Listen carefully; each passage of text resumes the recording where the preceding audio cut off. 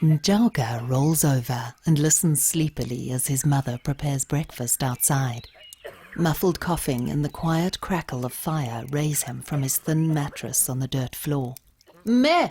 he calls, stepping outside. "Let me blow the fire for you. The smoke is hurting your chest." Otesha smiles at her bright, energetic 10-year-old son. The aching wheeze that tightens her chest momentarily forgotten. Stirring the thick uji maize porridge, she watches Njowga crouch down to rearrange the sticks between the flat rocks around the fire. My clever boy, she thinks, always looking for a better way to do things. "Meh, one day we'll get gas fire, and then you won't have to collect firewood, and you won't cough anymore," Njowga tells his mother. "My boy," she says gently, "where will we get money for that?"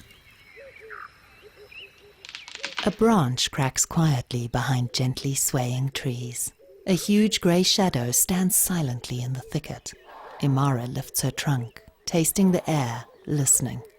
The scent of acrid wood smoke drifts through the bush, the smell of people. The baby elephant Tamu feels his mother's tension and moves closer to her, wary.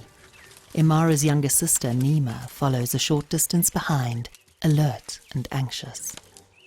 Imara remembers when it wasn't like this, when the forest stretched out unbroken by villages and newly burned land and the constant sounds of people. Before fences and roads and the ever-present fear. Imara and Nima learned to trace the forest paths from their own mother and aunts, finding edible trees and hidden waterholes. But the large family herd is gone now, most of them killed by poachers for their tusks. Imara feels trapped. Jumbo, Salene appears carrying his bush machete, and greeting his wife and son with a smile, he joins them by the fire for breakfast.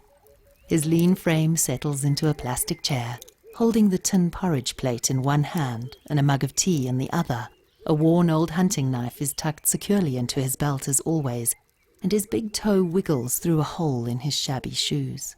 He glances painfully at Njowga's achingly small, tattered sandals, and back at his own split and tired canvas sneakers. Soon, he thinks, as he always does, soon I'll get enough money for new shoes for both of us. Njowga gulps down the last bite of his uji porridge and hands the plate to his mother. "Thanks, Meh. I must get to school." "I need to get going too," says Selene, standing up. "I want to see how our maize is doing and check the traps. If we're lucky, maybe we'll have meat tonight." Imara quietly guides her small elephant family to the edge of the forest. Large burned fields stand before them. She sniffs the air, listening for danger. Before, they could move between the forest thickets around the village unnoticed, but the people have cleared so much land for growing crops, it's impossible to avoid the open spaces now. Nima paws the ground impatiently, swinging her trunk with excitement. The deliciously sweet, fresh scent of growing corn draws her towards the fields. Imara and Tamu follow. Nima rushes forward into the corn, squeaking with delight, snapping the juicy green stalks and gorging herself. Imara is more cautious, but still wades into the deep green field with baby Tamu. A shout goes up. In seconds, there's more shouting and whistling. Salene breaks into a run. Elephants raiding the cornfields. Villagers run to the fields, brandishing machetes, banging pots and water drums. Salene feels the panic rising inside him as he approaches the fields. That swathe of growing green is his family's only food and income for the next year. He can't afford to lose it. Frightened but greedy, Nima rushes deeper into the cornfields, squealing. Imara pushes Tamu behind her. Nervous, the baby may run forward. She flaps her ears and shakes her head, scraping the soil with her huge front foot.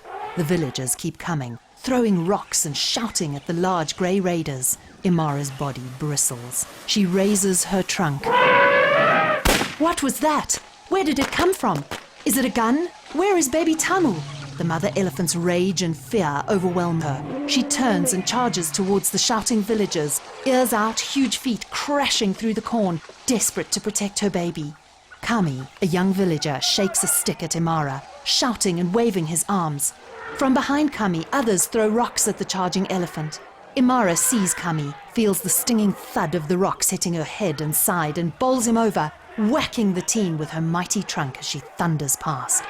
Kami is thrown into the air and crashes to the ground with a thud, unconscious. Terrified by all the noise and commotion, Nima and baby Tamu run too, blindly following Imara towards the thin cover of forest beyond the field. The villagers rush to help Kami. He lies motionless on the ground, his breathing shallow. A small pool of thick, bright blood seeps from a deep gash on the side of his head.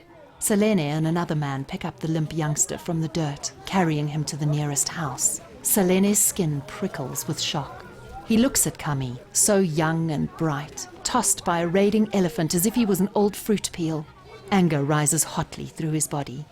All their work, all their hope, and this young man, broken in just a few seconds. The thud of Atesha's heavy pestle pounding dry corn lends its rhythm to the list of worries circling through her mind. Those men were here again today, looking for Selene. They didn't say why, but their hard eyes and short words made her stomach tighten. The sound of hurried feet breaks her concentration. Meh! I saw it! I saw a forest giant! It's like an elephant, but it's not an elephant! What is it, Meh? It has a big horn nose! Njowga's words tumble out, his eyes shining with excitement. His worn, dusty school bag slung lopsided over his shoulders.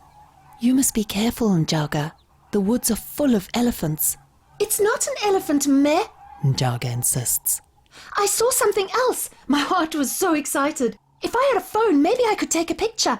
Oh, I wish I could show you, Meh. Njowga. Selene strides towards his family, frowning and tense. You must report that animal to the rangers. The elephants are raiding again. Kami was hurt this morning. We hope he'll live, but his head is hurt and his arm is broken. Those 3 guys were here again looking for you earlier, Atesha says carefully. Selene pretends not to hear. We must eat early tonight, he says. I have to sleep in the fields in case the elephants come back. Imara is nervous, sniffing the air and keeping a close eye on Tamu. After a long day of trying to keep up with his mother, the baby elephant is tired and struggling to shake the shock of the morning's encounter. Why do the people chase them from that sweet yellow-green maize, he wonders. Lying beneath the long green leaves in the cornfield, Selene shifts uncomfortably, listening to the dark, his mind retracing Atesha's words. The men who came looking for him today will be back. They've been before. They promised him money, $400, they said, if he'll help them track and kill that elephant. His stomach turns.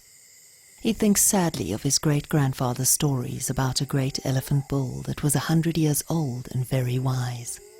Babu told those stories to young Selene, as if the elephant was both an old friend and adversary who he couldn't imagine life without. He pulls a thin blanket up over his shoulder and adjusts the hard, bumpy satchel beneath his head. These days it feels like a war.